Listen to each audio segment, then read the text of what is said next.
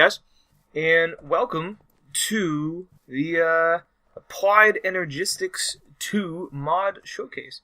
So what I'm going to do is I'm going to split this up amongst a couple of episodes because there's a lot of stuff to go over in Applied Energistics, and some of it can get a little tricky. So what's going on over there, right here, we're not going to focus on that this episode. That'll be next episode. For this episode, I'm going to focus on just this stuff right here. And what I'm going to focus on is, what does it do? How do you build it? And more importantly, how do you power it? Because everything in Applied Energistics, just about, and anything that's useful, you need to power it somehow. So let's start with what is Applied Energistics.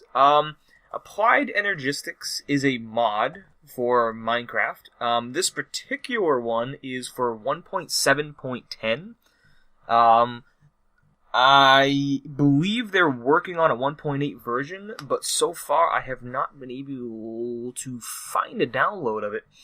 And I'm anxiously waiting for it myself because I've been slowly updating all my mods to 1.8, and I'm really excited for Applied Energistics 1.8, because Applied Energistics is my favorite mod, and in particular, it's my favorite mod because of what we're looking at right here, right in front of me, these two devices right here. Which brings me to my second point, and that is, what is the point of Applied Energistics? Well, Applied Energistics is useful for a lot of things. A lot of automation. There's some really cool energy things you can do, which is one of these things right here. But I think the most useful part of Applied Energistics is this. And what this is it's called an ME system. Pretty much, it is a really fancy way, an efficient way, of organizing all your items. It's essentially a giant computer storage unit. And which is really awesome, because there have been there were a few out there before Applied Energistics. They weren't very good. But more importantly, if you're going to be doing a really cool survival series, you don't want 1,000 chests lying around. What is the point of 1,000 chests, where everything is its own little thing, when you could have this? And this is the core of Applied Energistics in my mind. And a lot of people don't really go over this a whole lot, and that's, how do you actually do it in survival mode? I see a lot of mod showcases and a lot of talks going on, and a lot of them, they're all in creative mode, and they're like, oh, you just put this, and this together, and voila, look, your ME system works. And it's like, okay, yeah, that's cool. Have you ever tried to build it in survival? I will tell you, I have built it several times in survival, and it takes me hours. It takes me hours, not only just to find the raw materials, but then to construct it, and something always goes wrong, and I forget the power conversion rates between, which is over here, which is, in particular, Industrial Craft 2, which is what I use for power in all of my mods. And there's conversion rates between what the energy Industrial Craft 2 uses and the energy consumption of what Applied Energistics uses. I believe Industrial Craft is in like AU per T or something like that, and in Applied Energistics is E per T, or vice versa. It's something like that. But like, say this thing, which is the geothermal generator, which is what I use in a lot of my mods. In reality, I would have a pump pumping lava into this, not buckets. It's super inefficient, but for now it does its job. And that is a glitch with the thing that's always been there, so as long as I can remember. Such a geothermal generator pumps out, say, 15 power units in Industrial Craft 2. I believe the conversion ratio is for every 2 Applied Energistics energy units, there's 1 Industrial Craft. So if this geothermal generator pumped out, say, 15, that would be the equivalent of powering 30 power units in Applied Energistics 2. I don't remember the exact versions, but I do remember it's a 2-to-1. So like when you're making Industrial Craft 2, and you're like, oh, well, this only does 15, and this particular thing requires 20, I can't do it. No, you can. You'll actually have 10 to spare, because your Industrial Craft will really be pumping out 30 in Applied Energistics, which is really nice. That's why I like Industrial Craft for all my things. So what we have here is a medium voltage solar array and a geothermal generator. These are what I use in my actual survival series. Whenever I play any modded survival. We're not going to make you... Well, yeah. I'm not going to make these right now. I'll do that in another episode where I showcase Industrial Craft 2. Hopefully the 1.8 version when it comes out. But, leave it to say that these are pretty powerful things, and I like them. Obviously, you build a nuclear generator and you'll be set for life. But, I like these because they're fairly simple to build. The solar array is a little more tedious, but they pump out quite a bit of power, and they're fairly simple to build. In terms of the resources they require, it may be an abundant amount of them, but they're not rare resources. And then we have just insulated copper cables going in there, which is just copper and some rubber. And then we get to this cool little device, and I always forget the name of this. Energy Acceptor. Okay, so the way Applied Energistics 2 works is you need this fun little device, and what you do is you send your power from whatever power-based mod you're working with, in this case, Industrial Craft 2. So you would send your power from Industrial Craft 2 into this energy acceptor, and out comes an ME glass cable, and that is the ME system's power transfer cables. And what this does is it converts whatever power you're using into power that the ME system or ME devices can use. And this is a crucial thing. And what you can then do is power your devices with that.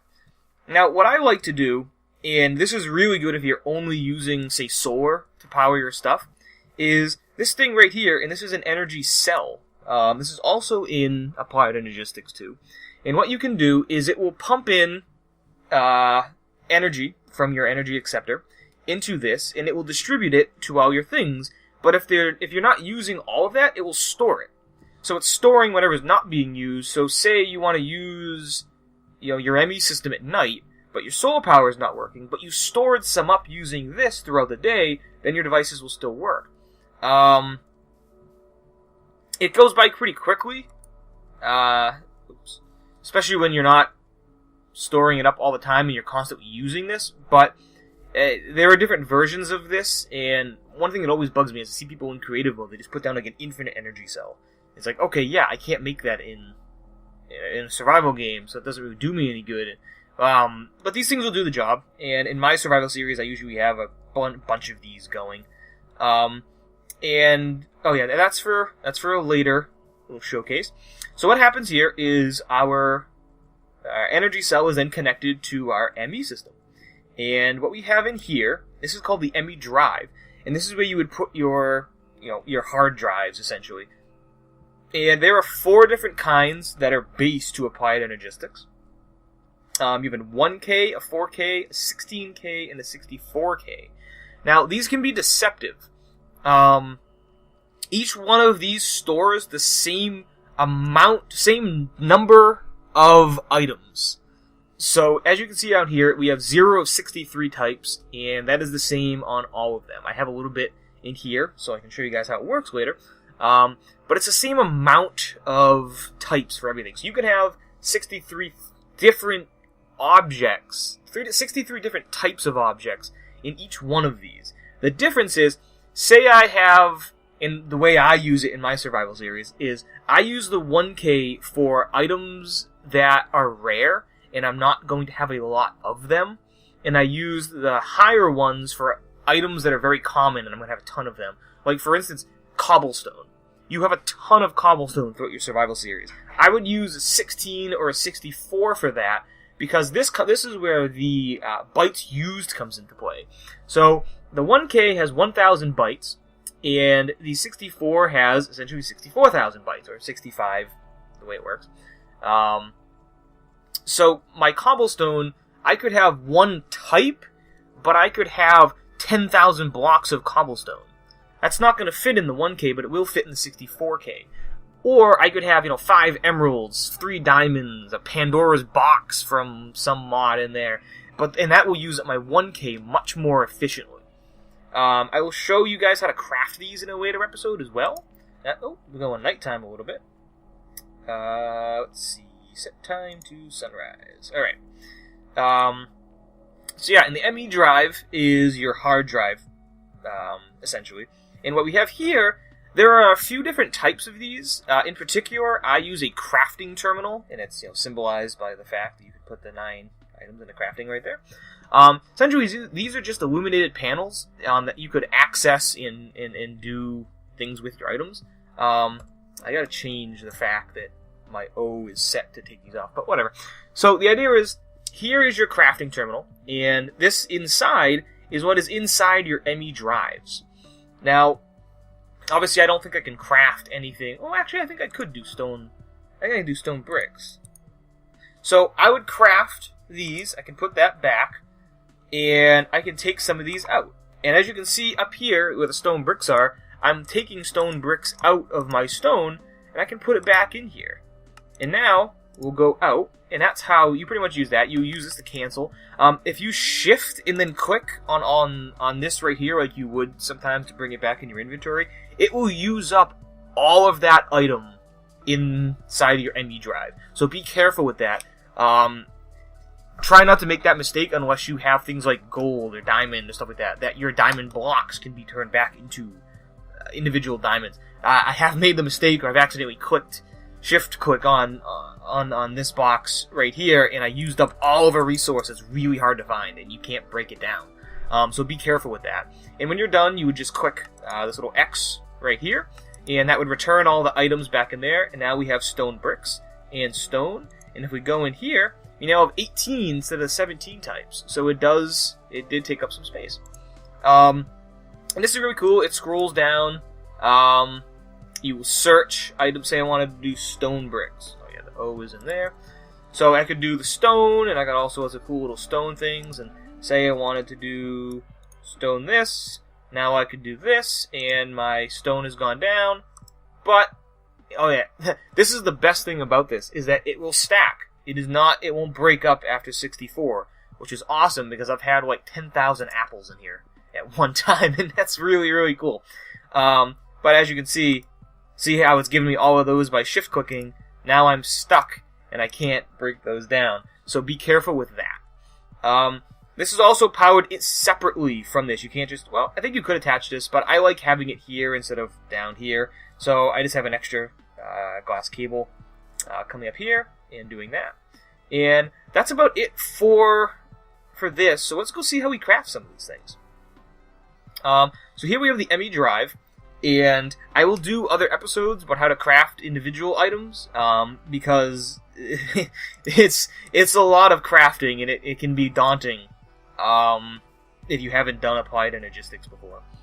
So we have a couple iron. We have 2 of those ME glass cables, which we'll see down there a little bit more. And we have what I believe these are engineering presses. And like I said, I'll go over those a little bit more at a later date. Move it around a bit. The presses are a little bit hard to find. They can only be found in I think they're asteroids or meteors or things like that. So they can be a pain to find the presses, but I will go over how to do all that at a later date. For now, we just have 2 engineering presses.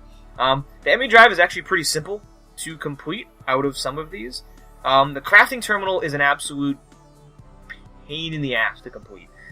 We have, I forget which ones these are.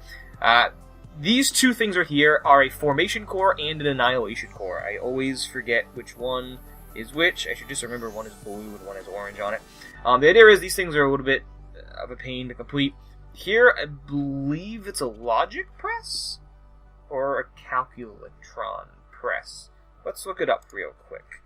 I don't know why my thing is doing that. Yeah, I believe it is a logic press. Yeah, my screen goes blue for some random reason, and I'm not sure why. So yeah, this is a logic press, and here we have an illuminated panel, which is where we would get the crafting terminal from, because this is the crafting terminal.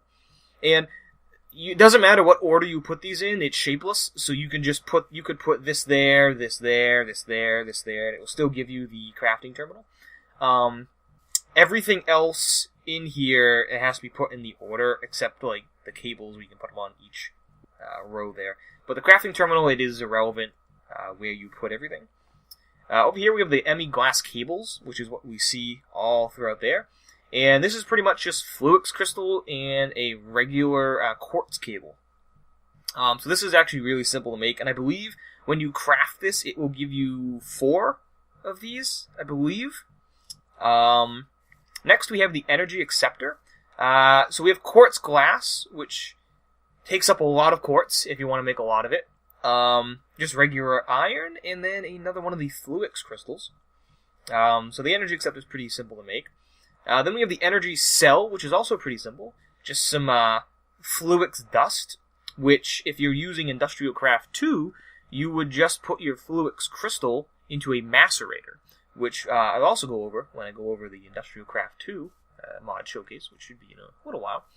So we have some more quartz glass and some Certus quartz just on the edge. Certus quartz can be found naturally in the world. It is a Applied Energistics 2 ore, and you can find it. It's found higher up, so a lower elevation, it's less likely to be found. Then we have crystal growth accelerators, which I'll just show you how to craft them. Those are those things right there, but we'll go over those next time. So we just have a couple of glass, ME glass cables, some iron, a Fluix block, which I believe is just 4 of the Fluix crystals, like you would normally any block, I believe. Correct me if I am wrong, but I believe that's how it is. And then we have some quartz glass on the end. So yeah, in all, it uses a ton of resources just to get any of this stuff working, and that doesn't even include any of the industrial craft resources that we use over there. So, if you guys have any questions about what I've gone over so far, please feel free to just leave a comment in the section, the comment section below, not any section, the comment section. Yeah, so leave me a comment down there if you guys have any questions about what I've gone over so far. Next time, we will go over what this little doohickey is for and why it's so crazy good and an absolute must-have for Applied Energistics 2. Other than that, I think I will see you guys